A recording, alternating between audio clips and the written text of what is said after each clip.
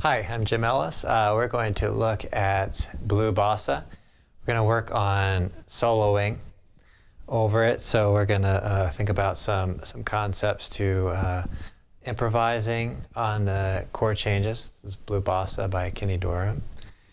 And I'll have some example solos, example parts from this and a link down below, so be sure to check that out as well.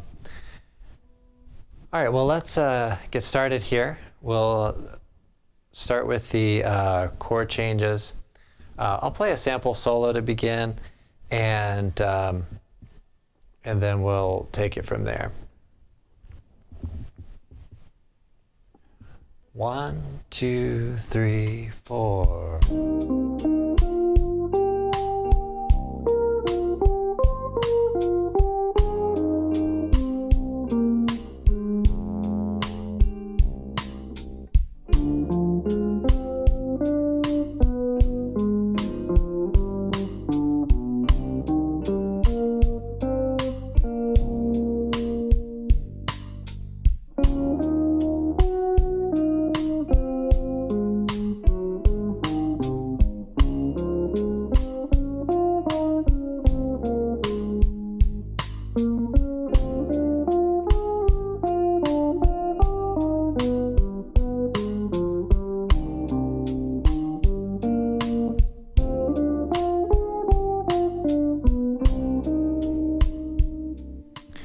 Okay, so there I'm trying to really just stay within the changes, create some very simple kind of melodic lines there. And so let's just talk about the tune. So one of the first things to do is that you might do anyway in analyzing this tune is to maybe just take a look at the key areas. So we're in C minor. Okay, and then we remain in C minor for 8 measures. Not on this chord, but we remain in C minor for 8 measures, and then we go to the key of D flat, and we remain in that key for 4 measures, and then we go back to C minor for 4 measures, so a total of 16 measures. So we have those 2 basic key areas, and I just played the 1 chord from each of those key areas. So C minor, if you play the natural minor scale,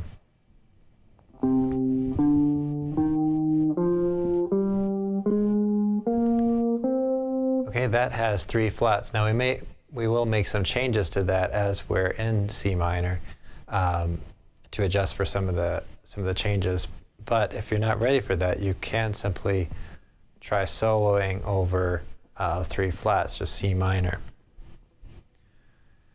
Another really effective way to work with it is to consider playing the C harmonic minor.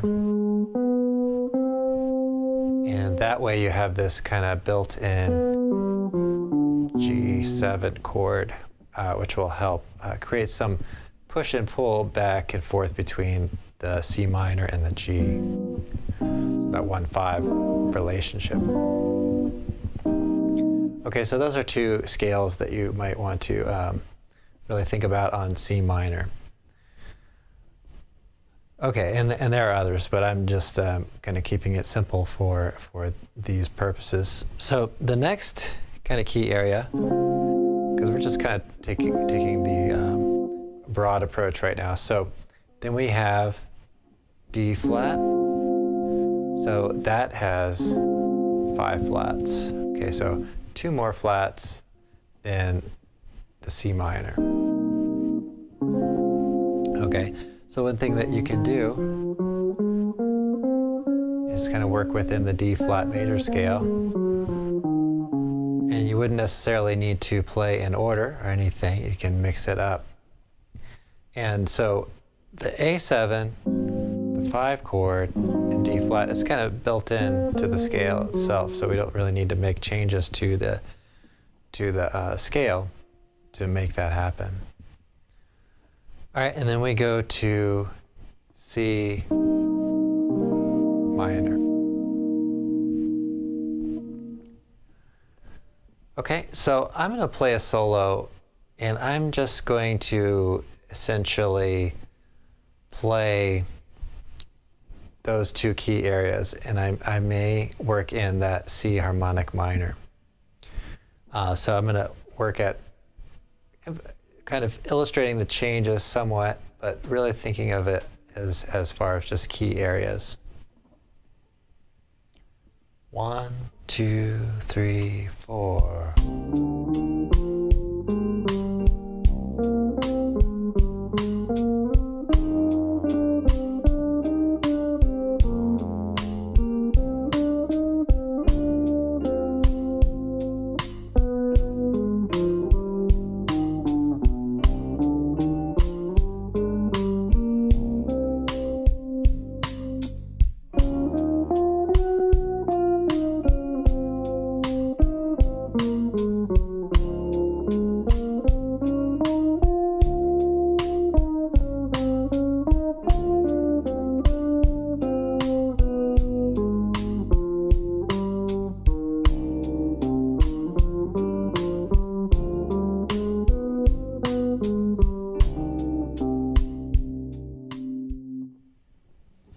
Okay, so there I'm really trying to play a lot of stepwise motion just to kind of illustrate the scales. You're not going to find me just kind of whipping through scales.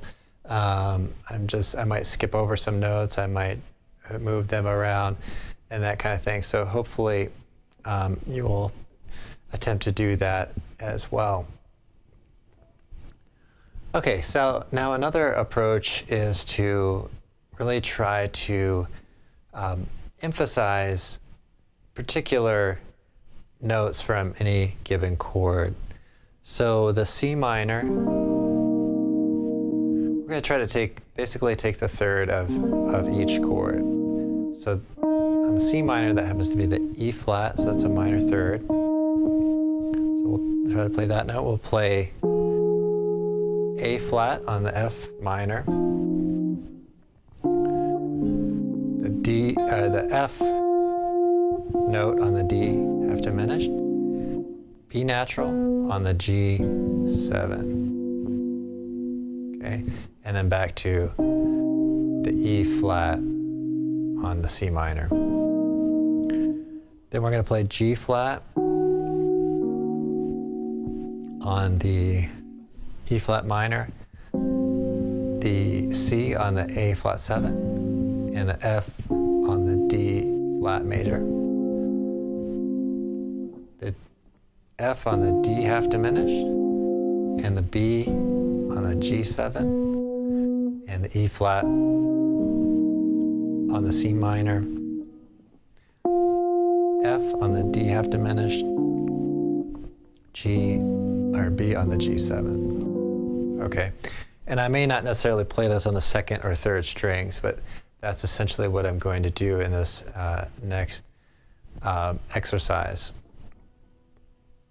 So I'm going to really try landing on those notes on essentially the first beat. When that new chord is introduced, I will play that note, the third of each chord.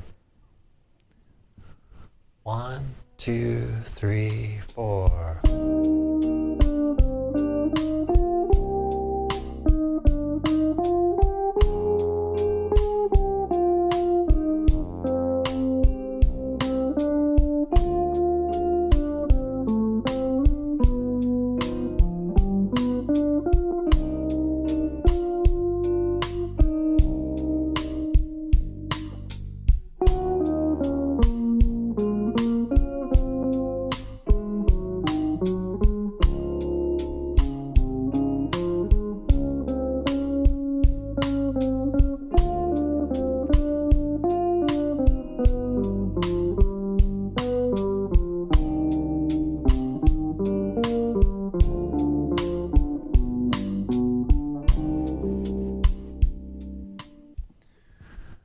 Okay, so again, just to re-emphasize, I just played the third of each chord on the beat.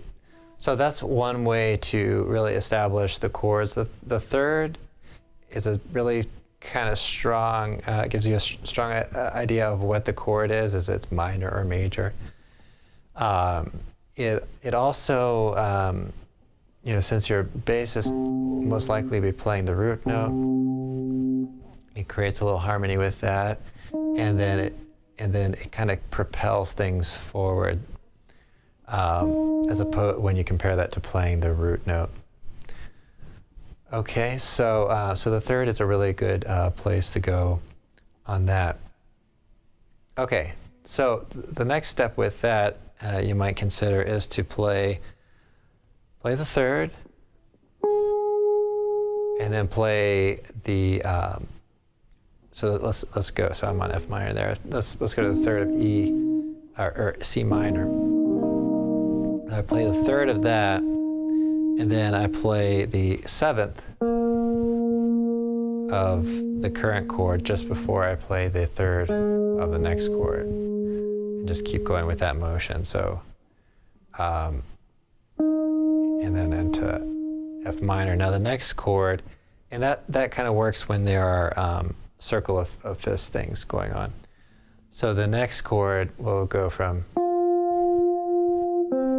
D minor to, so play this third, seventh, third of G, seventh of G, to the third of C minor. We'll jump forward into the E flat, so we'll play a third of that, seventh of that, third of A flat, seventh of A flat, and to the third of the D flat. And then moving forward into D minor. So D minor, third of that, seventh of that, third of G7, seventh, and then the third of the C minor.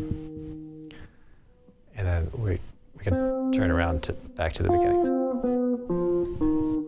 Okay, so I may have already built that into some of the previous solo, but I'm going to play this in a really kind of deliberate way, moving from the third, seventh, third, in the case where we have circle of fifths. So those cases would be C to F minor. They would be D to G to C, the circle of fifths, E flat to A flat to D flat, okay, and then D to G to C minor. Okay, so I'll demonstrate that. 1, 2, 3, 4.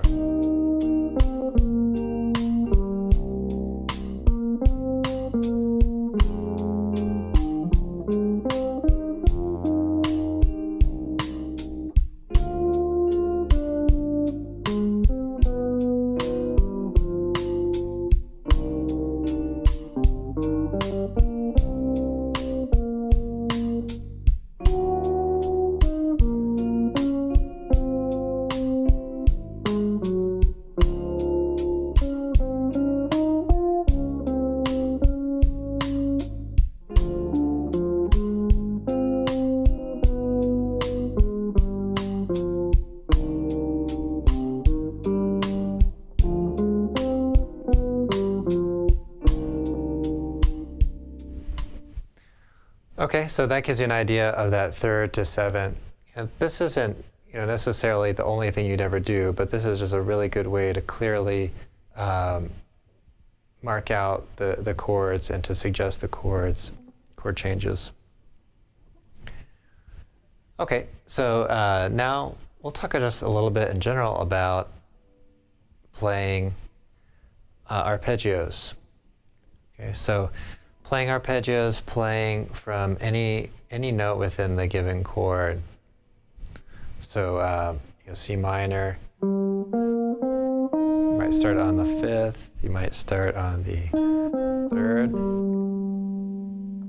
Okay, and just really kind of playing arpeggios through the changes. Okay, with kind of the freedom to choose your starting note or mix up the other notes.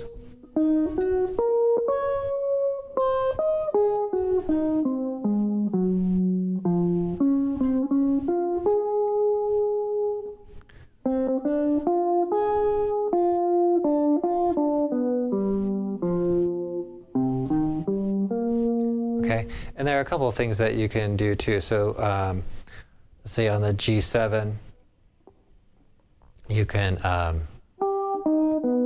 you might play G7 with that raised fifth. You can do that on the A flat too if you want. But there are a lot of things that you can do, but I'm going to keep this very basic. Okay, so I'm going to basically really try to limit myself to playing arpeggios over the changes here. 1, 2, 3, 4.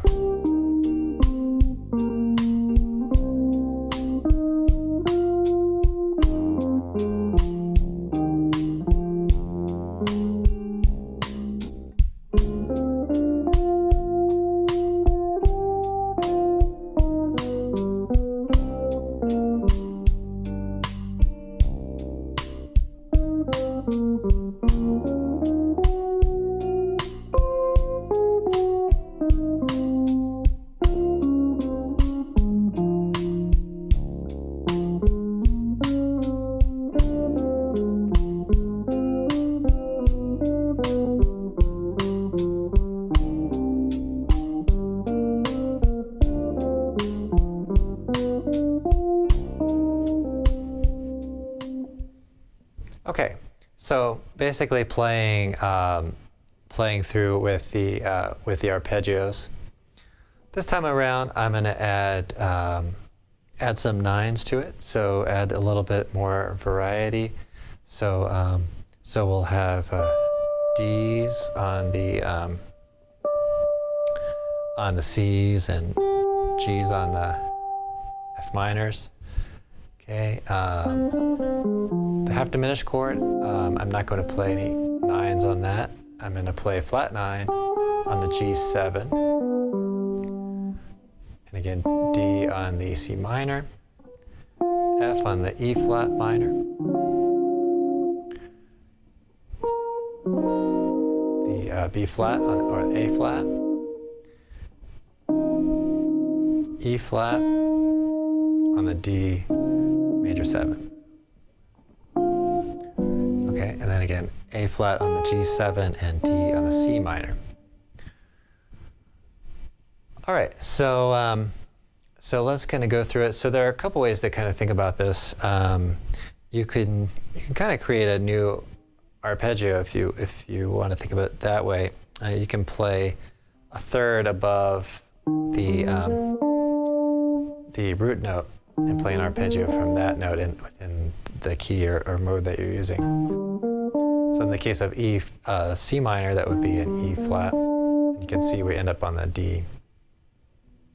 Okay, so that's one way to kind of think about it. If you're playing, let's say, over, well, the F minor, that would be an A flat, major 7. The G, you'd have kind of a, well, let's see, move backwards here. You would have a B, diminished, yeah, B diminished, arpeggio, fully diminished. Okay, any other ones? So A7, so at E flat, you would have a G flat, major 7. A flat, you would have a C half diminished. Okay. D flat, you would have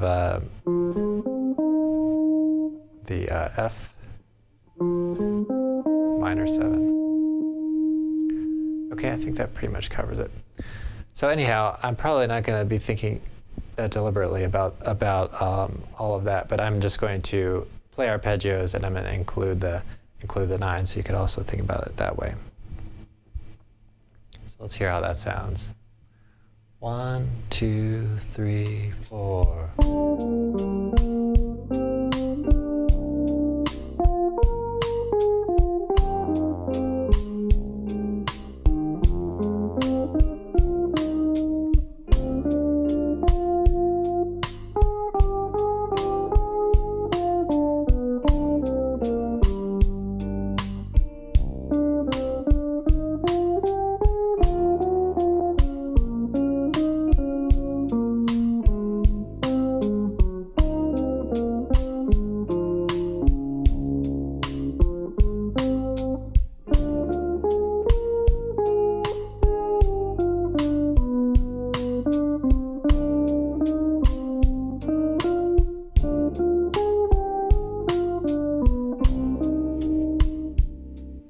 Okay, so there I just included a lot of nines. And you can go through this process doing different notes too. The 11s work great on chords, and so on. So 6 and 13, but I think we'll just leave it to that for now. So let's talk a little bit about the chord changes too, so we have an idea of that. So we have C minor, it's the 1 chord. Okay, so you might use the natural minor for that. Okay. So F minor 9, it's a 4 chord. So we have kind of a Dorian sound. Okay, so the D half diminished. So we've got Locrian.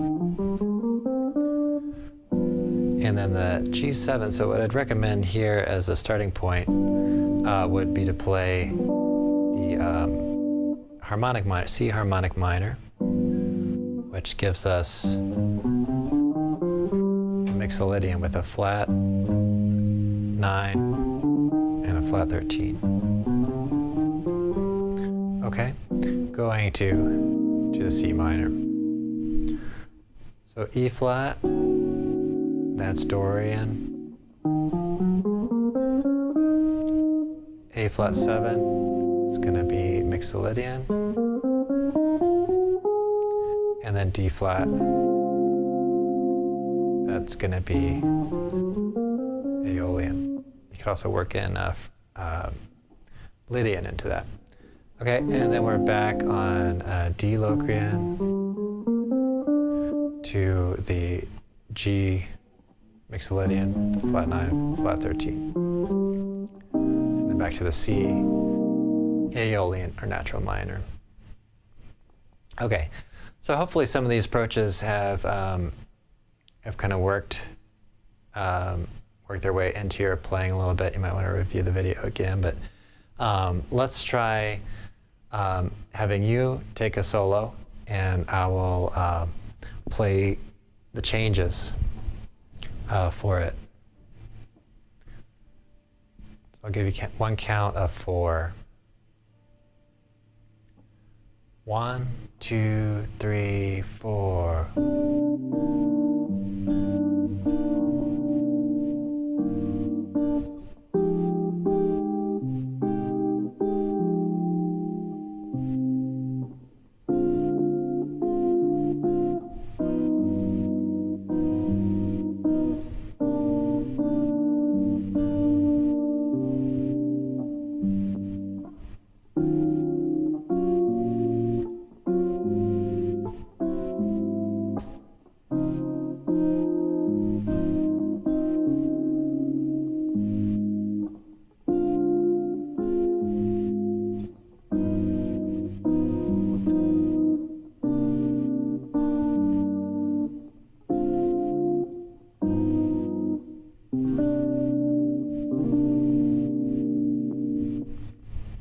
Okay, so there we have it. I hope this was a helpful video for you.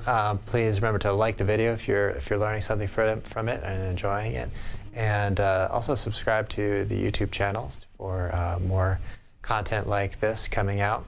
And definitely leave any comments you have, any questions. Greatly appreciated. And if you need additional help on soloing or whatever you need on guitar, get in touch with me. I have links below, and we can set up a meeting online. All right, thanks again. Have a great practice session.